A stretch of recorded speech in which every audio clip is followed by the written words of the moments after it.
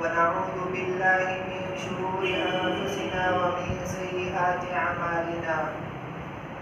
من يهده الله فلا مضل له ومن يضلل فلا هادي له. ونشهد أن لا إله إلا الله وحده لا شريك له، ونشهد أن محمدا عبده ورسوله. يا أيها الذين آمنوا اتقوا الله حق تقاته ولا تموتن إلا وأنتم مسلمون. يا أيها الناس اتقوا ربكم الذي خلقكم من نفس واحدة وخلق منها زوجها وبث منهما رجالا كثيرا ونساء. واتقوا الله الذي تساءلون به والأرحام إن الله كان عليكم رقيبا. يا أيها الذين آمنوا اتقوا الله وقولوا قولا سديدا يصلح لكم أعمالكم ويغفر لكم ذنوبكم، ومن يطع الله ورسوله فقد فاز فوزا عظيما. أما بعد فإن خير الحديث كتاب الله، وخير الهدي هدي محمد صلى الله عليه وسلم، وشر الأمور محدثاتها، وكل محدثة بدعة، وكل بدعة ضلالة، وكل ضلالة في النار. فأعوذ بالله من الشيطان الرجيم. بسم الله الرحمن الرحيم. ولقد خلقنا الإنسان ونعلم ما توسوس به نفسه ونحن أقرب إليه من حبل الوريد إذ يتلقى المتلقيان عن اليمين وعن الشمال قعيد ما يلفظ من قول إلا لديه رقيب عتيد وجاءت سكرة الموت بالحق ذلك ما كنت منه تحيد ونفخ في الصور ذلك يوم الوعيد وجاءت كل نفس معها سائق وشهيد لقد كنت في غفلة من هذا فكشفنا عنك غطاءك فبصرك اليوم حديد وقال قرينه هذا ما لدي عتيد ألقيا في جهنم كل كفار عنيد مناع للخير معتد مريب الذي جعل مع الله إلها آخر فألقياه في العذاب الشديد قال قرينه ربنا ما أطغيته ولكن كان في ضلال بعيد قال لا تختصموا لدي وقد قدمت إليكم بالوعيد ما يبدل القول لدي وما أنا بظلام للعبيد. وقال وهو الذي خلق من الماء بشرا فجعله نسبا وسحرا وكان ربك قديرا.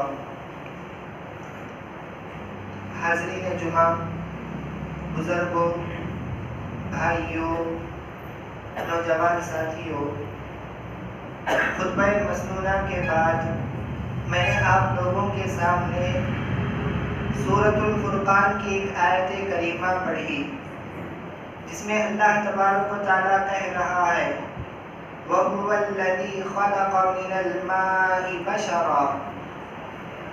اللہ وہ ذات ہے جس نے پانی سے انسان کو پیدا کیا فَجَعَلَهُ نَسَبًا وَصِهْرًا، پھر اس انسان کے خونی اور سسرالی رشتے بنائے.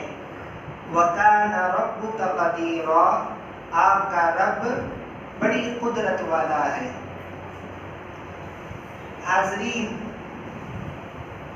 آپ یہ بات جانتے ہیں کہ انسان اور دیگر حیوانات میں فرق کرنے والی چیز یہ ہے کہ یہ انسان رشتوں سے بندھا ہوا ہے.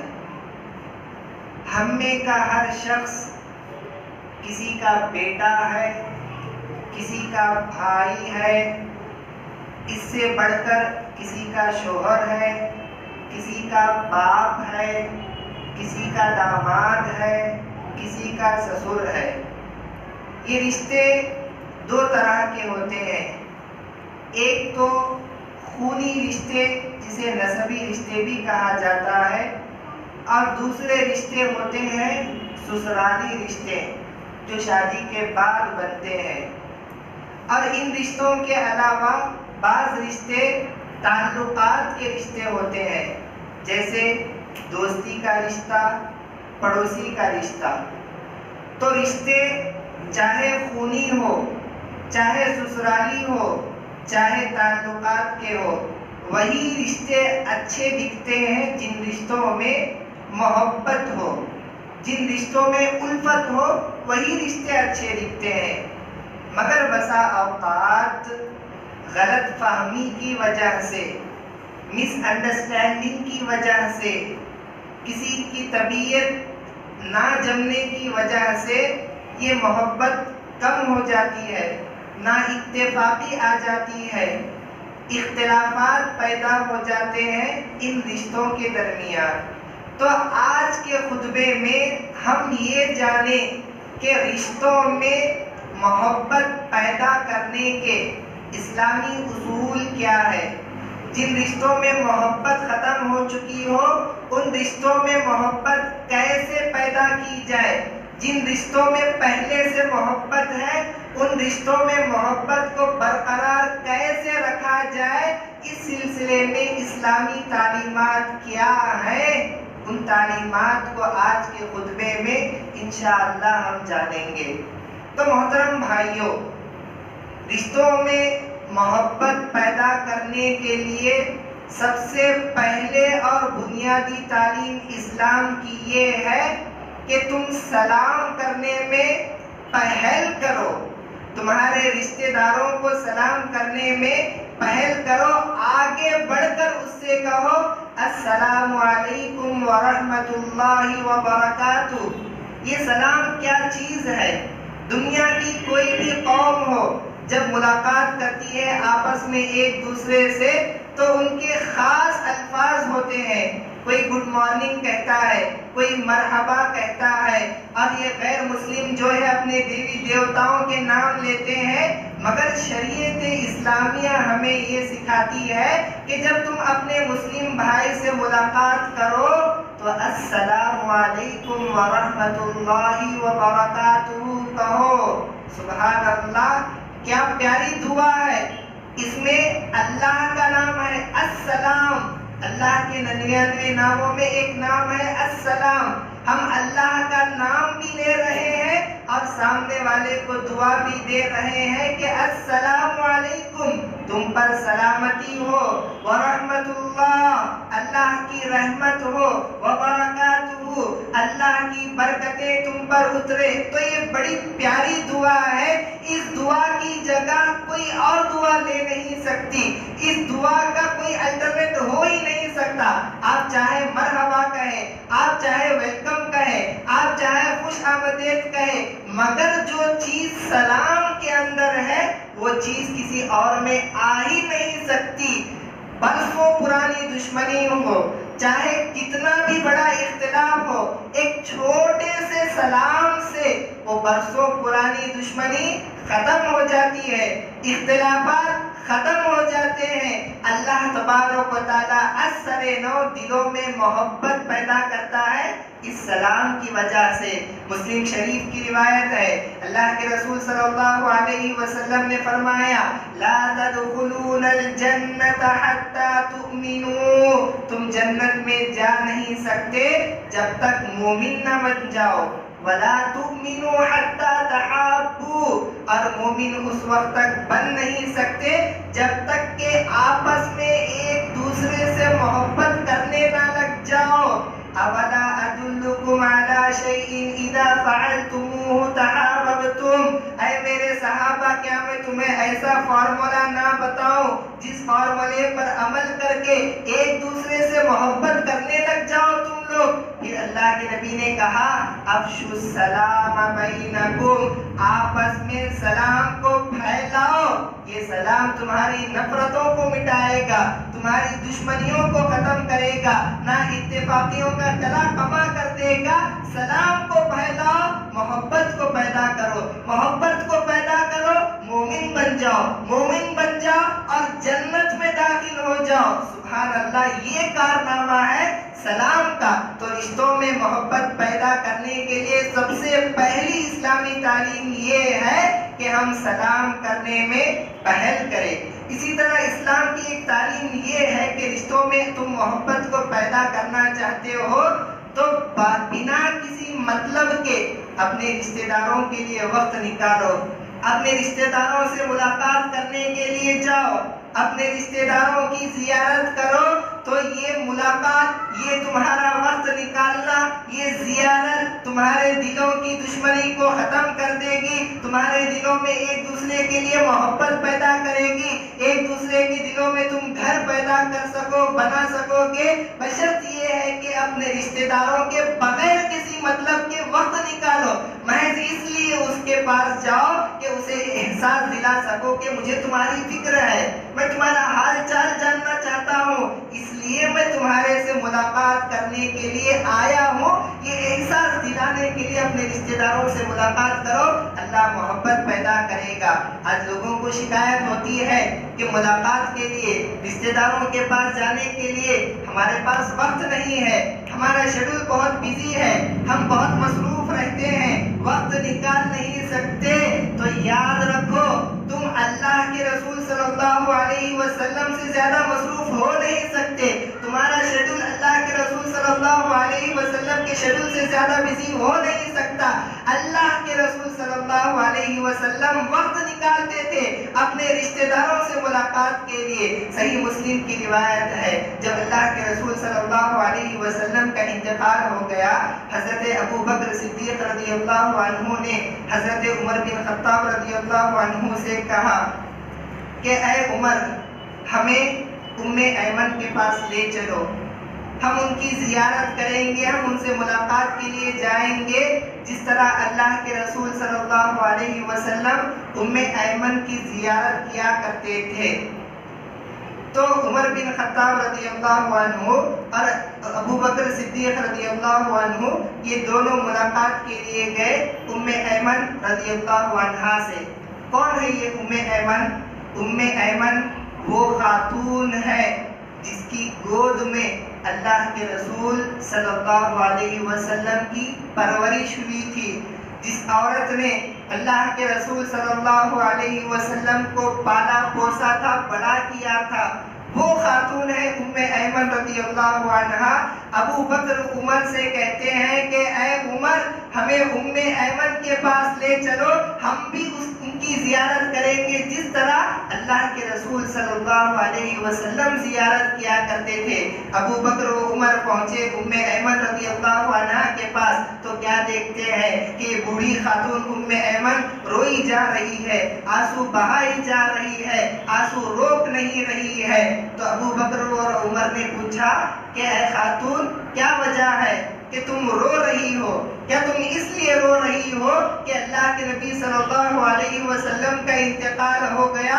تو یاد رکھنا، اللہ تبارک و تعالیٰ کے پاس اللہ کے نبی صلی اللہ علیہ وسلم کے لیے بڑا خیر ہے، دنیا میں اتنا خیر نہیں رہا ہوگا، اس سے زیادہ خیر اللہ تبارک و تعالیٰ کے پاس اللہ کے رسول صلی اللہ علیہ وسلم کے لیے ہے۔ تو اللہ کے رسول اللہ کے پاس گئے ہیں تو پھر رو کیوں رہی ہو؟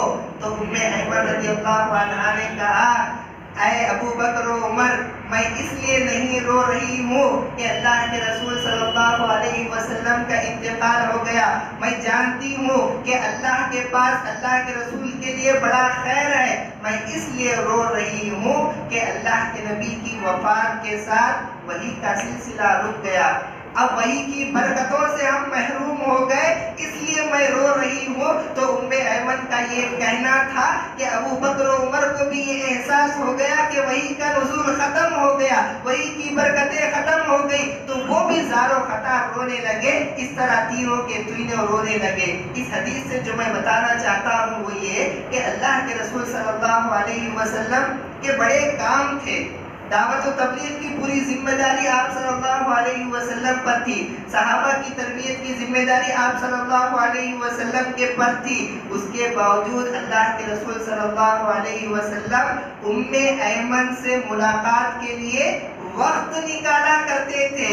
نہ صرف اللہ کے رسول صلی اللہ علیہ وسلم، آپ کے انتقال کے بعد حضرت ابوبکر صدیق رضی اللہ عنہ جو وقت کے خلیفہ تھے، حضرت عمر رضی اللہ عنہ جو خلیفہ کے خاص وزیر تھے، اتنے بڑے بڑے لوگ بھی رشتہ داری کو نبھانے کے لیے، تعلقات کو برقرار رکھنے کے لیے، رشتوں میں محبت کو جمائے رکھنے کے لیے ان سے ملاقات کے لیے جاتے ہیں۔ جب وہ جاتے تھے تو ہم بھی رشتوں میں محبت برقرار رکھنے کے لیے اپنے رشتہ داروں کے لیے وقت نکال کر ان کے پاس جائے، ان کی زیارت کرے، ان کا حال پوچھے، ان کے سلسلے میں معلومات حاصل کرے۔ تو اسی طرح رشتوں میں محبت پیدا کرنے کی تیسری اسلامی تعلیم یہ ہے کہ کبھی اگر اختلافات ہو جائے، رشتوں میں ناراضگی پیدا ہو جائے تو بات ہرگز بند نہ کرے، کیونکہ بات بند کرنے سے بات اور بگڑتی ہے۔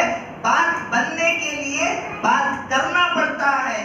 آپ کا اختلاف ہوا ہوگا اپنے باپ سے، اختلاف سے پہلے بھی وہ آپ کا باپ تھا، اختلاف کے بعد بھی وہ آپ کا باپ ہے۔ آپ کا اختلاف ہوا ہوگا آپ کے بھائی سے، اختلاف سے پہلے بھی وہ آپ کا بھائی تھا، اختلاف کے بعد بھی وہ آپ کا بھائی ہے۔ آپ کا اختلاف ہوا ہوگا آپ کے دوست سے، اختلاف سے پہلے بھی وہ آپ کا دوست تھا، اختلاف کے بعد بھی وہ آپ کا دوست ہے۔ جب وہی باپ ہے، وہی بھائی ہے، وہی دوست ہے، تو چاہیے کہ آگے بڑھ کر بات کو چھوڑنے کے بجائے بات کر کے بات کو بنانے کی کوشش ہم لوگ کریں، تو بھی جا کر رشتوں میں محبت پیدا ہو سکتی ہے، نفرتیں ختم ہو سکتی ہے، محبت کی چنگاری سلگ سکتی ہے، بشرط یہ کہ ہم بات نہ چھوڑے، آگے بڑھ کر بات کرے۔ اللہ کے رسول صلی اللہ علیہ وسلم نے فرمایا، لا یحل لمسلم ان یہجر اخاہ فوق ثلاث لیال، کسی مسلمان کے لیے جائز نہیں ہے کہ وہ اپنے مسلمان بھائی سے 3 دن سے زیادہ قطع کلامی کرے، بات کرنا چھوڑ دے۔ یلتقیانی، ایسا بات کرنا چھوڑے کہ دونوں کا آمنا سامنا ہو۔ فیعرض ھذا، وہ اپنی گردن ادھر پھیر لے، ویعرض ھذا، یہ اپنی گردن ادھر پھیر لے۔ ایسا بات کرنا اپنے بھائی سے 3 دن سے زیادہ چھوڑنا حرام ہے، ناجائز ہے۔ پھر اللہ کے رسول صلی اللہ علیہ وسلم نے فرمایا، وَخَيْرُهُمَا الَّذِي يَبْدَأُ بِالسَّلَامِ، ان دونوں میں سب سے بہتر وہ ہے جو آگے بڑھ کر سلام کرتا ہے، آگے بڑھ کر ٹوٹتے ہوئے رشتے کو سنبھالتا ہے، آگے بڑھ کر ختم بجھتی ہوئی محبت کی چنگاری کو پھر سے سلگاتا ہے، وہ شخص ان دونوں میں بڑا بہتر ہے۔ ہم سمجھتے ہیں کہ میرے اسٹیٹس کا مسئلہ ہے، میری ڈگنیٹی ڈاؤن ہو جائے گی، میں جا کر سلام کروں، میں جا کر بات کروں تو میری عزت نہیں رہے گی۔ یاد رکھیے، آپ اللہ کے لیے جھکیں گے، اللہ کے لیے سمجھوتا کریں گے، اللہ آپ کے مقام کو اونچا کرے گا۔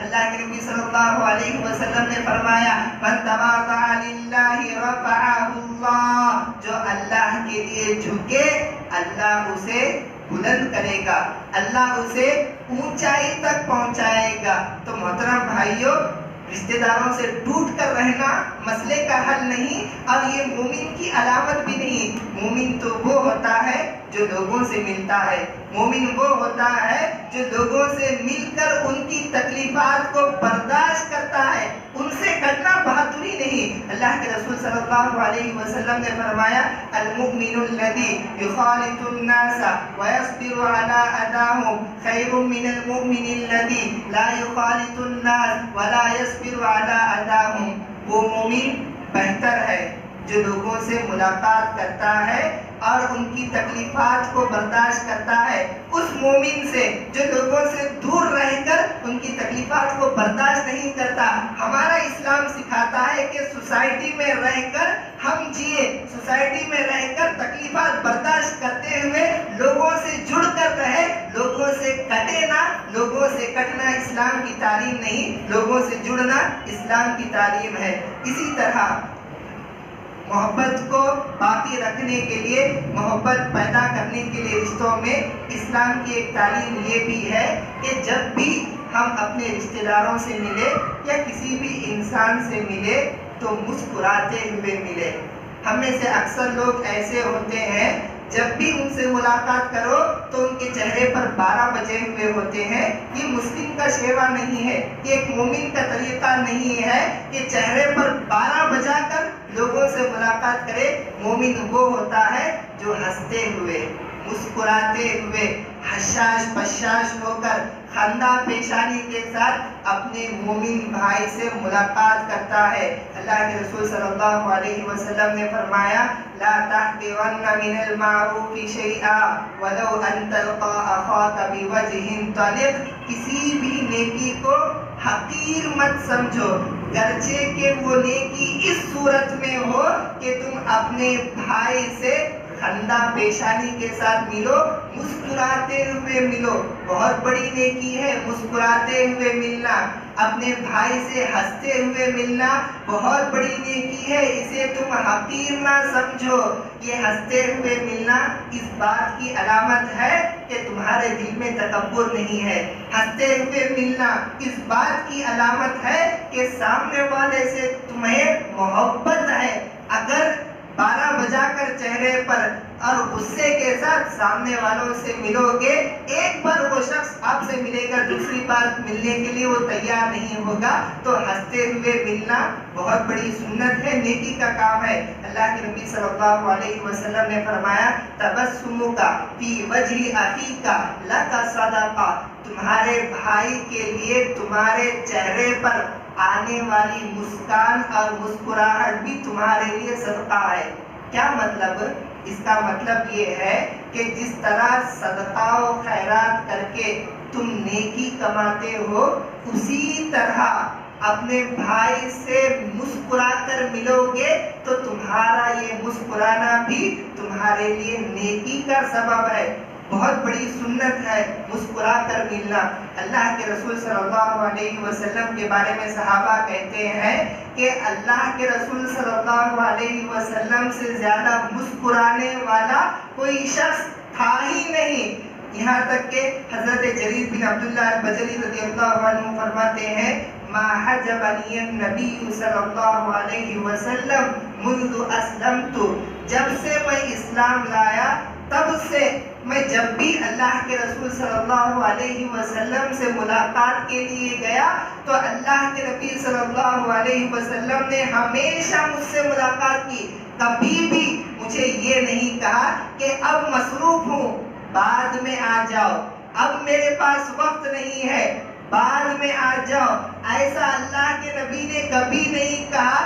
اللہ کے نبی سے جب بھی میں نے ملاقات کرنی چاہی، اللہ کے نبی صلی اللہ علیہ وسلم میرے لیے اویلیبل تھے، مجھ سے ملاقات کے لیے تیار تھے۔ پھر آگے وہ کہتے ہیں وَلَا رَآنِي إِلَّا وَقَدْ تَبَسَّمَ فِي وَجْهِي، کہ اللہ کے رسول صلی اللہ علیہ وسلم نے جب بھی مجھے دیکھا تو آپ صلی اللہ علیہ وسلم کے چہرے پر مسکراہٹ تھی۔ اسلام لانے کے بعد سے ہمیشہ جریر بن عبداللہ نے جب بھی اللہ کے رسول صلی اللہ علیہ وسلم سے ملاقات کی تو آپ صلی اللہ علیہ وسلم نے مسکرا کر ہی، مسکراتے ہوئے ہی حضرت جریر بن عبداللہ رضی اللہ عنہ سے ملاقات کی۔ تو رشتوں میں محبت پیدا کرنے کا ایک ذریعہ یہ بھی ہے کہ ہم اپنے رشتہ داروں سے ہنستے ہوئے ملے، مسکرا کر ملے۔ جب بھی ملے تو انہیں یہ احساس ہو کہ ہمارے دل میں تکبر نہیں، انہیں یہ احساس ہو کہ ہم ان سے محبت کرتے ہوئے اس احساس کے ساتھ ہنستے ہوئے رشتہ داروں سے ملاقات کرنی چاہیے۔ اسی طرح رشتوں میں محبت پیدا کرنے کا ایک اصول یہ بھی ہے کہ ہم رشتہ داروں کو تحفہ دے، رشتہ داروں کے تحفے کو قبول کرے۔ تحفہ دینے، تحفہ لینے سے محبت بڑھتی ہے۔ تحفے کا لین دین دشمنیوں کو ختم کر دیتا ہے۔ اللہ کے رسول صلی اللہ علیہ وسلم نے فرمایا تہادو تحابو، ایک دوسرے کو ہدیہ پیش کرو، ایک دوسرے کے دل میں محبت کو پیدا کرو۔ تو محبت کو جنم دینے والی چیز ہے یہ تحفہ، دشمنیوں کو ختم کرنے والی چیز ہے یہ تحفہ، نفرتوں کو مٹانے والی چیز ہے یہ تحفہ۔ آپ کا کسی سے اختلاف ہوا، ایک تحفہ بھیجو، اختلاف ختم ہو جائے گا۔ اگر آپ سے کوئی دشمنی رکھتا ہے اسے تحفہ دے دو، دشمنی ختم ہو جائے گی۔ اگر کہیں محبت ختم ہو رہی ہے، تحفے کا سہارا لے لو، دوبارہ محبت پیدا ہوگی، کیونکہ اللہ کے نبی صلی اللہ علیہ وسلم نے کہا کہ تحفہ دو، تحفہ دو، محبت پیدا کرو، محبت پیدا کرو۔ تو سبحان اللہ، تحفہ محبت پیدا کرنے کا بڑا اہم ذریعہ ہے۔ آج کے زمانے میں جب رشتہ داریوں میں نفرتیں پیدا ہو رہی ہے، دوستی دشمنی میں بدل رہی ہے، اس سنت کو زندہ کرنے کی ضرورت ہے کہ لوگوں کو ہم تحفہ دیں، لوگوں کے تحفے کو قبول کریں، اس سے محبت پیدا ہوتی ہے۔ تحفہ دینا اور تحفہ لینا چاہیے، خاص طور پہ جو ہم سے قریب رہتے ہیں۔ اللہ کے رسول صلی اللہ علیہ وسلم نے فرمایا اذا طبخت مرقة فاكثر ماءها وتعاهد جيرانها، جب تمہارے گھر میں شوربہ پکے تو تم ضرورت پڑنے پر اس شوربے میں پانی ملا کر ہی صحیح اپنے پڑوسی کو شوربہ بھیج دیا کرو۔ تو سبحان اللہ، دیکھیے کتنی عظیم تعلیم ہے کہ تم اپنی کوالٹی سے سمجھوتا کر لو۔ تمہارے پاس شوربہ ہے، شوربے میں پانی ملاؤ گے تو وہ مزہ نہیں رہے گا جو پانی کے بغیر شوربے میں ہے۔ تو لہٰذا اپنی کوالٹی سے سمجھوتا کر لو، مگر یہ تحفہ دینا نہ بھولو، پڑوسی کا خیال کرنا نہ بھولو۔ اس شوربے کو اپنے پڑوسی کے پاس بھی بھیج دو تاکہ محبت برقرار رکھ سکے۔ اور تحفے کے سلسلے میں یہ بات بھی یاد رہے، تحفہ چھوٹا ہو کہ بڑا ہو، تحفہ تحفہ ہی ہوتا ہے، کسی بھی تحفے کو حقیر نہ جانے۔ اللہ کے رسول صلی اللہ علیہ وسلم نے فرمایا لا تحقرن جارة لجارتها ولو في سن شاة، کہ کوئی پڑوسن اپنے پڑوسن کے تحفے کو حقیر نہ سمجھے، گرچہ کے تحفے میں وہ بکری کی کھر ہی نہ دے۔ بکری کی کھر کیا ہے؟ تو بکری کے پاؤں کے جو نیچے کا حصہ ہے، جس حصے سے وہ زمین پر اپنے قدموں کو رکھتی ہے، اگر بکری کا کھر بھی کوئی تحفے میں دے، اس کھر کو بھی حقیر نہ سمجھو۔ یہ کھر کیا ہے؟ کھانے کی چیز نہیں ہے، کھر کام کی چیز نہیں ہے، اس کے باوجود بھی اگر وہ تحفے میں آتا ہے اسے بھی قبول کر لو، اسے بھی حقیر نہ سمجھو۔ تحفہ بڑا ہو یا چھوٹا ہو، تحفہ ہی ہوتا ہے، تحفے کی اپنی جگہ اہمیت ہوتی ہے۔ اسی طرح رشتوں میں محبت پیدا کرنے کے لیے ایک تعلیم شریعت اسلامی ہمیں یہ بھی دیتی ہے کہ اپنے رشتہ داروں سے اپنے آپ کو بے نیاز رکھو، اپنے رشتہ داروں سے اپنی ضرورتیں وابستہ کر کے نہ رکھو کہ میری ضرورت اس کے پاس پوری ہو رہی ہے اس لیے میں اس سے رشتہ جوڑ کر رکھوں گا۔ یہ نیت، لالچ، یہ ہرس رکھو مت، ورنہ جو ہے رشتہ داریوں میں نفرت پیدا ہوگی۔ حضرت جریر بن عبداللہ البجلی رضی اللہ عنہ بیان کرتے ہیں کہ ایک شخص اللہ کے رسول صلی اللہ علیہ وسلم کے پاس آیا، آ کر کہنے لگا دلنی علی عمل اذا انا عملته احبنی اللہ واحبنی الناس۔ اے اللہ کے رسول صلی اللہ علیہ وسلم، کوئی ایک ایسا کام بتائیے اگر اس کام پر میں عمل کرنے لگوں تو لوگ بھی مجھ سے محبت کرنے لگے، اللہ بھی مجھ سے محبت کرنے لگے۔ تو اللہ کے رسول صلی اللہ علیہ وسلم نے فرمایا ازہد فی الدنیا یحبک اللہ وازہد فیما ایدی الناس یحبک الناس، کہ تم دنیا سے بیزار ہو جاؤ، دنیا کو اپنے دل میں جگہ نہ دو تو اللہ تم سے محبت کرے گا، اور لوگوں کے ہاتھوں میں جو مال ہے اس سے تم اپنے آپ کو بے نیاز کر لو تو لوگ تم سے محبت کرنے لگیں گے۔ آج دشمنی کی ایک وجہ یہ بھی ہے کہ ہم اسی کے ساتھ رشتہ داری نبھانا چاہتے ہیں جس سے ہمارا مفاد وابستہ ہو، جس سے ہماری ضرورت پوری ہوتی ہو۔ ہم اسی سے رشتہ داری نبھانا چاہتے ہیں جو مالدار ہو، اس لیے نہیں کہ وہ ہمارا رشتہ دار ہے، اس لیے رشتہ داری نبھانا چاہتے ہیں کہ اس کے پاس مال ہے۔ تو اس سوچ کے ساتھ، اس ہرس کے ساتھ، اس لالچ کے ساتھ اگر تم رشتہ رشتے داری کو نبھاؤ گے وہ تمہارے ساتھ رہے گا، مگر اس کے دل میں تمہارے لیے محبت نہیں ہوگی۔ لوگوں کے دلوں میں محبت پیدا کرنا ہو تو انہیں یہ احساس دلاؤ کہ مجھے تمہاری ضرورت نہیں، میں تم سے اس لیے مل رہا ہوں کہ تم میرے رشتے دار ہو، میں تم سے اس لیے مل رہا ہوں کہ تم میرے مومن بھائی ہو۔ یہ احساس دلاؤ سامنے والے کو، تو تب جا کر یہ سامنے والا تم سے محبت کرے گا۔ اگر لالچ کی نگاہ لے کر، ہرس کی نگاہ لے کر، ضرورتیں وابستہ کر کے لوگوں سے رشتے داری نبھانے جاؤ گے، سامنے والے کی نگاہوں میں تم گر جاؤ گے، تمہاری اہمیت نہیں رہے گی، تمہارا وقار باقی نہیں رہے گا، اس کے دل میں تمہارے لیے محبت نہیں رہے گی۔ محبت پیدا کرنا چاہتے ہو تو لوگوں سے بے نیاز ہو جاؤ۔ ایک بدو آ کر بصرہ والوں سے پوچھنے لگا کہ تمہارا سردار کون ہے؟ تو بصرہ والے کہنے لگے ہم اپنا سردار حضرت حسن بصری رحمہ اللہ کو سمجھتے ہیں۔ تو بدو پوچھنے لگا کس چیز نے انہیں سردار بنایا؟ تو لوگوں نے کہا ان کا معاملہ یہ ہے کہ اپنے آپ سے وہ دوسروں کو فائدہ پہنچاتے ہیں، مگر دوسروں سے اپنے آپ کو بے نیاز رکھتے ہیں، دوسروں کی مدد نہیں لیتے، دوسروں سے اپنی ضرورتوں کو پورا نہیں کرتے، کوشش یہ کرتے ہیں کہ ان کی ذات سے دوسروں کی ضرورتیں پوری ہو جائے، اس لیے لوگ انہیں چاہتے ہیں، انہیں اپنا سردار سمجھتے ہیں۔ تو محترم بھائیوں، رشتوں میں محبت پیدا کرنے کا ایک ذریعہ یہ ہے کہ لوگوں سے ہم بے نیاز ہو جائے۔ ایک اور ذریعہ رشتوں میں محبت پیدا کرنے کا یہ ہے کہ اپنے ہر رشتے دار کو اہمیت دو، اپنے ہر رشتے دار کو مقام دو، کسی بھی رشتے دار کو حقیر نہ سمجھو، ہر ایک کو اہمیت دو، یہ احساس دلاؤ کہ ہر کوئی اپنی جگہ پر میرا خاص ہے۔ یہ خاص اس لیے نہیں کہ اس کے پاس ہنر ہے، یہ خاص اس لیے نہیں کہ اس کے پاس میرا مال ہے،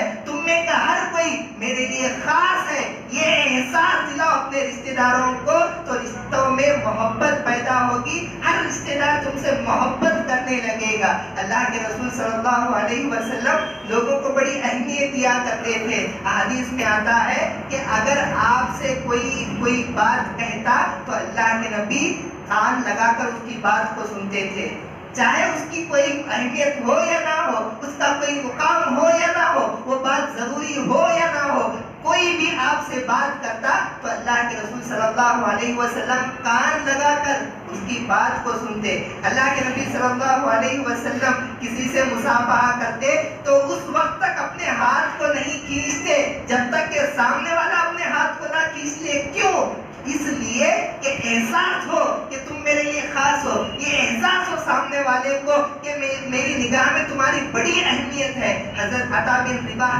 رحمہ اللہ کہتے ہیں کہ بسا اوقات لوگ مجھ سے اپنی باتیں شیئر کرتے ہیں، باتیں کہتے ہیں، حالانکہ وہ بات مجھے اس سے پہلے ہی پتا ہوتی ہے جب یہ پیدا بھی نہیں ہوا تھا۔ سامنے والا مجھ سے کچھ آ کر کہتا، وہ بات مجھے اس وقت ہی پتا ہوتی ہے جب یہ سامنے والا پیدا ہی نہ ہوا تھا۔ اس کے باوجود جب وہ کہتا تو میں اتنی توجہ کے ساتھ سنتا کہ اسے یہ احساس ہو کہ یہ پہلی مرتبہ میں اس کی بات سن رہا ہوں۔ تو یہ رشتوں میں محبت پیدا کرنے کا ایک اصول ہے کہ سامنے والے کو ہم اہمیت دیں، سامنے والے ہر ایک کو اہمیت دیں، تو اس طرح رشتوں میں محبت پیدا ہوگی، دشمنیاں ختم ہوگی۔ تو میں نے آج کے خطبے میں بعض اصول بتائے جن کے ذریعے رشتوں میں محبت پیدا ہو سکے، رشتے برقرار رہ سکے۔ سب سے پہلے سلام کو عام کرے، محبت پیدا ہوگی۔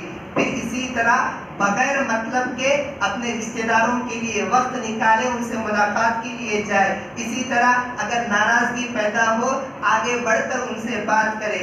اور ایک اصول یہ بھی ہے کہ جب بھی ہم اپنے رشتہ داروں سے ملے تو مسکراتے ہوئے ملے۔ ایک اصول یہ بھی ہے محبت پیدا کرنے کا، ان لوگوں کو تحفہ دے، اگر وہ معمولی تحفے دے تب ان تحفوں کو قبول کر لے۔ اسی طرح رشتہ داروں سے بغیر ضرورت کے، بغیر مطلب کے رشتے کو رکھے، ان سے بے نیاز ہو جائے۔ اسی طرح ہر رشتہ دار کو اپنی جگہ اہمیت دے تو رشتوں میں محبت پیدا ہو جائے گی۔ اللہ تبارک و تعالیٰ سے دعا ہے کہ پروردگارہ ہمیں رشتہ داری کے مقام و مرتبے کو صحیح طور پر سمجھ کر رشتوں کو نبھانے کی توفیق دے اور ہمارے رشتوں میں محبت، الفت اور بھائی چارگی پیدا فرما۔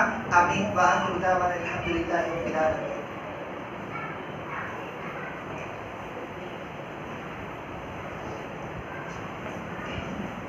إن الحمد لله نحمده ونستعينه ونستغفره ونؤمن به ونتوكل عليه ونعوذ بالله من شرور أنفسنا ومن سيئات أعمالنا من يهده الله فلا مضل له ومن يضلل فلا هادي له ونشهد أن لا إله إلا الله ونشهد أن محمدا عبده ورسوله أرسله بالحق بشيرا ونذيرا.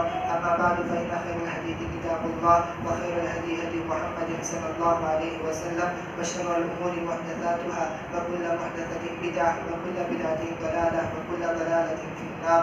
أعوذ بالله من الشيطان الرجيم. بسم الله الرحمن الرحيم.